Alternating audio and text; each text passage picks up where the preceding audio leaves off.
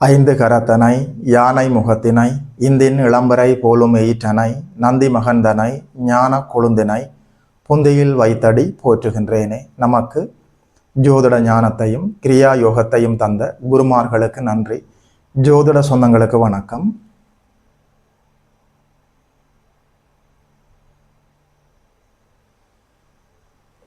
இன்றைக்கு இந்த பதிவில் 2026ஆம் ஆண்டு ஜூன் மாதம் மீனம் ராசிக்காரர்களுக்கு என்னென்ன நற்பலன்கள் எல்லாம் நடக்க இருக்குதுன்னு சொல்லி பார்க்கலாம். இந்த மாதத்தில் பெரும்பாலான கிரகங்கள் இடப்பெயர்ச்சி அடைய இருக்கின்றன. இந்த ஆண்டிலேயே இந்த மாதம் சற்று முக்கியத்துவம் வாய்ந்த மாதம். உங்களுடைய ராசிநாதனும் மாபெரும் சுபருமாகிய குரு பகவான் உச்ச நிலையை அடைய போகிறார். ராசிநாதன் உச்சமடைந்து ராசியை பார்த்து ஜென்மத்திலேயே ராசியிலே இருக்கக்கூடிய ஜென்மச்சனியையும் சாந்தப்படுத்த போகிறார். சனி பகவான் ராசியிலே அமர்ந்திருக்கிறார். குருவின் பார்வையில் சுபத்துவமாக இருக்கிறார். 6-12 அச்சுகளோடு ராகு எதுக்கள் அமர்ந்திருப்பது அற்புதமான யோக அமைப்பு. கடன் நோய் எதிர்ப்புகள் கட்டுக்குள் இருக்கக்கூடிய அற்புதமான யோக அமைப்பு. உங்களுடைய முழுமையான யோகாதிபதி 2-9 குடையவர் தனாதிபதி பாக்கியாதிபதி செவ்வாய் பகவான் நல்லபடியாக வலுவாக ஸ்தான வலுவோடு இருக்கிறார். 2ஆம் இடத்தில் ஆட்சி பெற்றிருக்கிறார். 9ஆம் இடத்தை உச்சகுரு பார்க்கிறார். அற்புதமான யோக அமைப்பு. 3ஆம் இடத்தில் 6ஆம் அதிபதி 3ஆம் இடத்தில் மறைந்திருக்கலாம். கெட்டவன் கெட்டிடில் கிட்டிடும் ராஜயோகம் என்று சொல்வார்கள். சூரிய பகவானுக்கு 3ஆம் இடம் அற்புதமான யோகமான இடம். எல்லா பழமையான யோதிட கிரந்தங்களும் அதைத்தான் சொல்கிறது. என்னுடைய நீண்டகால யோதிட அனுபவம் அதைத்தான் சொல்கிறது. சூரியன் அற்புதமாக இருக்கிறார். மாதத்தினுடைய நடுப்பகுதிக்கு பிறகு சூரிய பகவான் 4ஆம் இடத்துல புதனுடைய வீட்டில் சுபத்துவமாக அமர்ந்திருப்பார். கேந்திரத்தில் பாவர்கள் அமரலாம். செவ்வாய் பகவான் மாதத்தினுடைய நடுப்பகுதிக்கு பிறகு தோராயமாக உங்களுடைய தனாதிபதியும் பாக்கியாதிபதியுமான செவ்வாய் பகவான் இந்த மாதத்தினுடைய 21ஆம் தேதிக்கு பிறகு 3ஆம் இடத்துல சுக்கிரனுடைய வீட்டில் சுபத்துவமாக சென்று அமரப்போகிறார். 3ஆம் இடமும் செவ்வாய் பகவானுக்கு அற்புதமான இடம்தான். 4ஆம் இடத்துல மாபெரும் 3 சுபர்கள் குரு புதன் சுக்கிரன் நல்லபடியாக அமர்ந்திருக்கிற போது சுகஸ்தானம் வலுவாக இருக்கிற போது இந்த மாதம் ஆரம்பிக்கிறது. இந்த மாதத்தினுடைய ஆரம்பத்திலிருந்தே முக்கியமான கிரகங்கள் எல்லாம் மெல்ல மெல்ல ஒருவராக இடப்பெயர்ச்சி அடைய ஆரம்பித்து விடுவார்கள்.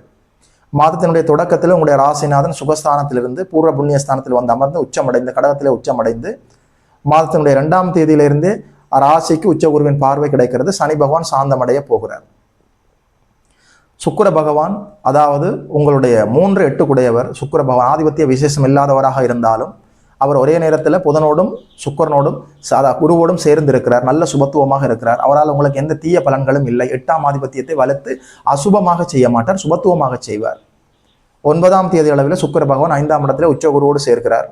23ஆம் தேதி அளவில் சுகஸ்தானத்தில் சுகாதிபதி அமர்ந்திருந்து விட்டு 23ஆம் தேதி அளவில் கடகத்திலே வந்து குரு சுக்கிர தொடர்புகளோடு 4-7 குடையவர் நல்ல வலிமையாக செயல்பட போகிறார். 5ஆம் இடத்துல இருக்கிற குரு அவருடைய இருப்பாலும் அவருடைய தொடர்பாலும் 1, 5, 9, 11ஆம் இடங்களை வலுப்படுத்துகிறார். லாபஸ்தானம் 3 மாபெரும் சுபர்களின் பார்வையிலும் குறிப்பாக லாபஸ்தானமும் லாபாதிபதியும் நல்லபடியாக உச்சகுருவின் பார்வையில் இருக்கிற போது இந்த மாதம் நல்லபடியாக நிகழ்ந்து கொண்டு இருக்கிறது. மீனராசிக்காரர்களுக்கு துன்பங்கள் எல்லாம் விலகிவிட்டது. அங்கே பூரட்டாதி உத்திரட்டாதி ரேவதி நட்சத்திரங்கள் இருக்கிறது. ஜென்மச்சனி நடந்து கொண்டிருந்தாலும் ஜென்மச்சனி பகவான் உச்சகுருவின் பார்வையில் சாந்தமாக கெடுதல் தரக்கூடிய சனி பகவானாக இனி அவர் செயல்பட மாட்டார். இதுவரைக்கும் ஜென்மச்சனியின் பார்வையில் 7ஆம் இடம் சற்று அசௌகரியமாக செயல்பட்டு கொண்டிருந்தது. கணவன் மனைவிக்கு இடையில சண்டை நடந்து கொண்டிருந்தது. காதலன் காதலுக்கு இடையில ஒற்றுமை இல்லை. நண்பர்களுக்கு இடையில கருத்து முரண்பாடு. இந்த அமைப்புகள் எல்லாம் அப்படியே விலகப் போகிறது. கணவனும் மனைவியும் ஒருத்தர் புரிந்து கொள்ளப் போகிறீர்கள். காதலன் காதலிக்குள்ளே ஏற்பட்ட மனக்கசப்புகள் எல்லாம் அப்படியே விலகப் போகிறது. நண்பர்களுக்கு இடையில நல்ல ஒற்றுமை ஏற்பட போகிறது. உங்கள் பெயருக்கு ஏற்பட்ட களங்கம் எல்லாமே விலகப் போகிறது. புதிய நண்பர்கள் கிடைப்பார்கள். ஏற்கனவே இருக்கிற நண்பர்களால் நன்மைகள் ஏற்பட போகிறது. 7ஆம் இடம் பார்ட்னர்ஷிப், ரிலேஷன்ஷிப், சோஷியல் ஐடென்டிட்டி எல்லாமே சிறப்பாக செயல்பட போகிறது. ராசியிலே இருக்கக்கூடிய சனி பகவான் சோகம், கலக்கம், பிடிவாதம், குற்ற உணர்வு, தடை, தாமதம், மன அழுத்தம், மறதி, கவலை இது போன்ற அமைப்புகளை தந்து கொண்டிருந்தார். இனி அந்த தீய அமைப்புகள் எதுவுமே செயல்படாது. ராசிநாதன் உச்சமடைந்து தன் வீட்டை தானே பார்த்து ஜென்மச்சனி உச்சகுருவின் உச்சகுருவின் வீட்டில் இருக்கிறார். உச்சகுருவின் பார்வையில் இருக்கிறார். ஜென்மச்சனி சாந்தமடைந்து விட்டார். முகம் பொலிவு பெறப்போகிறது. மனதில் இருந்த குழப்பங்கள் எல்லாமே அப்படியே விலகப் போகிறது. புத்தி கூர்மை அதிகரிக்க போகிறது. 5ஆம் இடம் சாதாரணமான இடமா? 5ஆம் இடத்துல 3 மாபெரும் சுபர்கள். உச்சகுரு உங்களுடைய ராசிநாதனே அவர்தான். 5ஆம் இடத்துல உச்சகுரு சுக்கிர பகவான் புதன் பகவான் எல்லோருமே அமர்ந்து லாபஸ்தானத்தை பார்க்க போகிறார்கள். 5ஆம் இடம் குழந்தைகள், 5ஆம் இடம் புத்தி கூர்மை, 5ஆம் இடம் அதிர்ஷ்ட வாய்ப்புகள், 5ஆம் இடம் குலதெய்வ ஆசீர்வாதம், 5ஆம் இடம் உங்களோட பூர்வீகம். 5ஆம் இடம் சிறப்பாக செயல்படுகிற போது புத்திர பாக்கியம் கிடைக்கும். குழந்தைகள் வாழ்க்கையில முன்னேற்றமாக போவார்கள். குழந்தைகளுக்கு நல்லபடியாக திருமணத்தை நடத்தி வைத்து பார்க்க முடியும். உங்களுக்குமே தசாபுத்தியின் அடிப்படையில் இப்போது வியாழ நோக்கம் வந்திருக்கிறது. தசாபுத்திகளின் அடிப்படையில் நல்ல திருமணம் நடப்பதற்கு காத்திருக்கிறது. குழந்தைகளுக்கும் உங்களுக்கும் இடையில இந்த கருத்து வேற்றுமைகள் எல்லாம் அப்படியே விலக போகிறது. குழந்தைகளுக்கு வாழ்க்கையில் நடக்கிற நன்மைகளை பார்த்து நீங்கள் ஆனந்தப்பட போகிறீர்கள். குழந்தைகளுக்கும் உங்களுக்கும் இடையில பரஸ்பரம் புரிதல் ஏற்பட போகிறது. குழந்தை செல்வம் கடவுள் தந்த வரம் என்பதை உணரப் போகிறீர்கள். அதாவது புத்திர பாக்கியம் கிடைக்க இருக்கிறது. மருத்துவத்தின் மூலம் நாங்கள் ஒரு குழந்தைக்காக முயற்சி செய்யலாமா ஐயாண்டு நீங்கள் கேட்டால் தாராளமாக முயற்சி செய்யலாம். அதுக்குரிய சரியான காலமே இதுதான். 5ஆம் இடம் அது உன்னதமாக சிறப்பாக செயல்படுகிறது. 5ஆம் இடம் புத்திர பாவகம். அதாவது இந்த மாதம் குழந்தைகள் கிடைப்பதற்கான நல்ல கருத்தங்குவதற்கான புனிதமான மாதமாக இருக்கிறது. புத்திரகாரகர் குரு உச்சமடைந்து ராசியை பார்க்கிறார். சனி சாந்தமடைந்து விட்டார். புத்திரஸ்தானம் வலுவாக செயல்படுகிறது. 3 மாபெரும் சுபர்களின் இருப்பால குழந்தைகள் பற்றிய கவலைகள் விலகும். குழந்தைகள் அடிப்படையில் இருந்த தடை தாமதங்கள் எல்லாமே அப்படியே விலகப் போகிறது. புத்திர பாக்கியம் கிடைக்கப் போகிறது. புத்திர சோகத்திலிருந்து மீண்டு வரப்போகிறீர்கள். 5ஆம் இடம் அதிர்ஷ்ட பாவகம். நல்லபடியாக அதிர்ஷ்டம் செயல்படும். அந்த கிடைக்கிற அதிர்ஷ்டத்தை பயன்படுத்தி நீங்கள் வாழ்க்கையில முன்னுக்கு வர வேண்டுமா? ராசி புனிதமாக இருக்க வேண்டும். ராசிநாதன் வலுவாக இருக்க வேண்டும். ராசிக்கு உச்ச குரு பார்வை கிடைத்திருக்கிறது. ராசிநாதனே உச்சமடைந்திருக்கிறார். 5ஆம் இடம் வலுவாக செயல்படுகிறது. அதிர்ஷ்டங்கள் கைகூடி வரும். அந்த அதிர்ஷ்ட வாய்ப்புகளை சரியாக பயன்படுத்திக் கொள்வீர்கள். புத்தி கூர்மையோடு செயல்படும். கோபத்தில் பிடிவாதத்தில் எந்த முடிவும் எடுக்க மாட்டீர்கள். சமநிலையாக தெளிவாக இருப்பீர்கள். எங்கே கால் வைக்க வேண்டும், எங்கே போக வேண்டும், எங்கே போகக்கூடாது, யாரிடம் எதை பேச வேண்டும், யாரிடம் எதை பேசக்கூடாது, யாரோடு சேர வேண்டும், யாரை விட்டு விலக வேண்டும், எல்லாமே ஒரு கிறிஸ்டல் கிளியரான ஒரு அற்புதமாக இருக்கும். ஃபிங்கர் டிப்ஸ்ல இருக்கும் எல்லாமே. யாரும் எதுவும் சொல்லித்தர தேவை இருக்காது. உச்சகுரு ராசியை பார்க்கிற போது, ராசிநாதன் உச்சமடைகிற போது புத்தி கூர்மை செயல்படும். ரூட் கிளியரா இருக்கு. இந்த வாய்ப்புகள் சரியாக நீங்கள் பயன்படுத்தி கொள்ள வேண்டும். தனகாரகர் குரு உச்சம். ராசிக்கு உச்ச குருவின் பார்வை, தனகாரகரின் பார்வை, உச்ச தனகாரகரின் பார்வை. சரியாக புரிந்து கொள்ளுங்கள். பொருளாதார நெருக்கடிகளிலிருந்து வெளிவரப் போகிறீர்கள். பொருளாதாரத்தில் ஏற்பட்ட தடை தாமதம் எல்லாமே விலகப் போகிறது. நல்ல வருமானம் வரப்போகிறது. 10ஆம் இடம் மாதத்தினுடைய பெரும்பாலான நாட்கள், ஜீவனஸ்தானம் பெரும்பாலான நாட்கள் சுபர்களின் பார்வையில் இருக்கிறது. ஜீவனாதிபதி உச்சமடைந்து ராசியை பார்க்கிறார். ராசிநாதனும் ஜீவனாதிபதியுமான குரு உச்சமடைந்து இருக்கிறார். வேலையில, தொழில, உத்தியோகத்துல, வியாபாரத்துல வருமானம் தரக்கூடிய அமைப்புகள்ல இருந்த அசௌகரியங்கள் எல்லாம் அப்படியே படிப்படியாக காணாமல் போய்விடும்.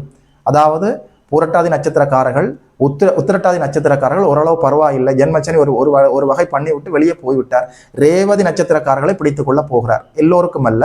உங்களுடைய வயசு காலத்துல சிறு வயதில் நீங்கள் இருந்து அபயோக தசாபுத்திகள் நீங்கள் மாட்டிக்கொண்டிருந்து நீங்கள் ரேவதி நட்சத்திரத்தில் பிறந்திருந்தால் சற்று உஷாராக இருக்க வேண்டும். அகலக்கால் வைக்கக்கூடாது. கோபத்தில் அவசரத்தில் எந்த முடிவும் எடுக்கக்கூடாது. வெளுத்ததெல்லாம் பாலண்டு நம்பக்கூடாது. காதலண்ட பேருக்குல தேவையில்லாத குழப்பங்களை உருவாக்கி கொள்ளக்கூடாது.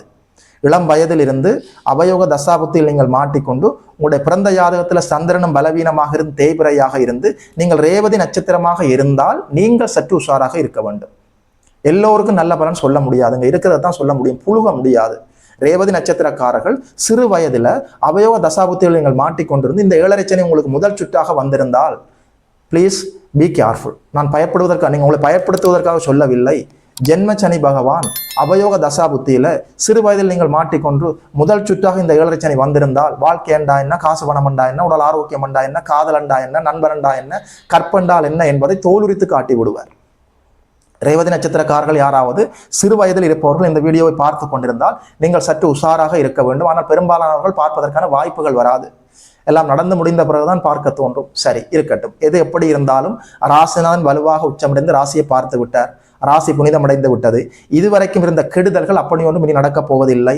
குரு அருள், திரு அருள், இந்த பிரபஞ்ச பேராற்றல், புத்தி கூர்மை, அதிர்ஷ்ட வாய்ப்புகள், பொருளாதார முன்னேற்றம், தொழிலில், வேலையில், உத்தியோகத்தில் நல்ல முன்னேற்றமாக போவது, கையில காசு பணத்தை பார்க்க போகிறீர்கள். நல்லபடியாக பாக்கியஸ்தானம் உச்சகுருவின் பார்வையில் இருக்கிறது. பூர்வ புண்ணிய ஸ்தானத்துல குருவே இருக்கிறார். ராசிக்கு குரு பார்வை கிடைத்து விட்டது. ராசிநாதனே உச்சமடைந்து விட்டார். 2-9 கூடிய முழுமையான யோகாதிபதி நல்லபடியாக ஸ்தான வலுவோடு இருக்கிறார். 9ஆம் இடத்தை குருவே பார்க்கிறார். தொட்டது துலங்கும், நினைத்தது நடக்கும், பருத்தி புடவையாய் காய்க்கும். 6ஆம் இடத்துல கேது அமர்ந்திருக்கிறார். என்னை பின்பற்றுபவர்களுக்கு தெரியும், என்ன ஃபாலோ பண்றவங்களுக்கு தெரியும். 6ஆம் இடத்துல சனியோ ராகுவோ செவ்வாயோ கேதுவோ ஒருவராக தனித்து அமரலாம். கடன் விலகும், நோய் விலகும், எதிரிகள் காணாமல் போய்விடுவார்கள். கடன் நோய் எதிர்ப்புகள் இருந்தாலும் உங்கள் கட்டுக்குள் இருக்கும். எதிரிகளின் கொட்டம் அடங்கும். பழைய கடன்களை கட்டி தீர்த்து விடுவதற்கான பொருளாதார வருமானம், அது முன்னேற்றம் இருக்கும். நாட்பட்ட நோய்களிலிருந்து வெளிவரப் போகிறீர்கள். நல்லபடியாக 4ஆம் இடம் 3 சுபர்கள் இருப்பால 4ஆம் அதிபதியின் இருப்பால அற்புதமாக வலுவடைந்திருக்கிறது. 4ஆம் அதிபதி குறிச்சுக்குற தொடர்புகளோடு இருக்க போகிறார் மாதம் முழுவதுமே. வண்டி வாகனம் வாங்கலாம், நிலம் வாங்கலாம், வீடு வாங்கலாம், வீடு கட்டலாம், ஆபரண சேர்க்கை இருக்கிறது. அப்படி ஒன்றும் பெரிய கெடுபலன்கள் இல்லை. அவரவர் வயது வாழ்க்கைக்கேற்ப எல்லா நன்மைகளும் நடக்க காத்திருக்கிறது. சிறு வயதிலிருந்து அவயோக தசா புத்திகளில் நீங்கள் மாட்டிக்கொண்டிருந்து 7.5 சனி உங்களுக்கு முதல் சுற்றாக வந்திருந்து உங்களுடைய பிறந்த யாதகத்தில் சந்திரன் தேய்பிரையாக இருந்து நீங்கள் ரேவதி நட்சத்திரமாக இருந்தால் நீங்கள் மட்டும் உஷாராக இருக்க வேண்டும்.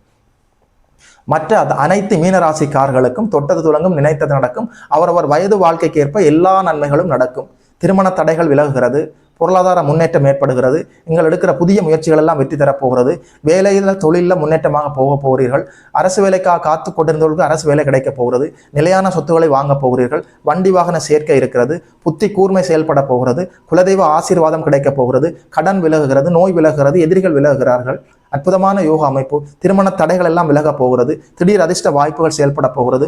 பாக்கியங்கள் எல்லாம் கிடைக்க போகிறது. தொழிலில் அகலக்கால் எடுத்து வைக்கலாம். லாபங்கள் எல்லாம் கிடைக்க போகிறது. 11ஆம் இடம் 3 மாபெரும் சுபர்களின் பார்வைகள் இருக்கிறது. 11ஆம் இடம் லாபஸ்தானம், ஆதாயஸ்தானம், வெற்றி ஸ்தானம், இளைய மனைவியை குறிக்கக்கூடிய ஸ்தானம், மூத்த சகோதரர்களை குறிக்கக்கூடிய ஸ்தானம். 2ஆம் திருமணத்துக்காக காத்து கொண்டிருந்தவர்களுக்கு நல்லபடியாக 2ஆம் திருமண வாய்ப்புகள் இருக்கிறது. சகோதர ஒற்றுமை அதிகரிக்க போகிறது. போட்டி பந்தயங்களில் நீங்கள் அதாவது பள்ளியில், கல்லூரியில், பல்கலைக்கழகத்தில் பயின்று கொண்டிருக்கக்கூடிய மாணவ கண்மணிகள் போட்டி தேர்வுகள் எழுதி நல்லபடியாக பரீட்சையில் வெற்றி பெற முடியும். 11ஆம் இடத்தை உச்சகுரு பார்க்கிறார், சுக்கிரன் பார்க்கிறார், புதன் பார்க்கிறார். 11ஆம் இடம் லாபஸ்தானம் வலுவாக செயல்படுகிற போது லாபங்களும் ஆதாயங்களும் வெற்றிகளும் உங்களுக்கு கிடைக்க வேண்டும் என்பது விதியாக இருக்கிறதே. லாபஸ்தானம் செயல்படுகிறது. ராசியை குரு பார்த்துட்டார். நீங்கள் எந்த ராசி எந்த லக்கணமாக இருந்தாலும் குருவின் தொடர்புல திரிகோணங்கள் எல்லாம் வலுவாக இருக்கிற போது 1, 5, 9 எல்லாம் வலுவாக இருக்கிற போது லாபஸ்தானம் வலுவாக இருக்கிற போது ராசிநாதன் உச்சம் அடைந்து விட்டார். 1000 மடங்கு யானை பலம். ஜீவனாதிபதி உச்சம் அடைந்து விட்டார். பன்மடங்கு யானை பலம். அற்புதமாக இருக்கிறது. அப்படியும் பெரிய கெடுதல்கள் நடந்து விட போவதில்லை.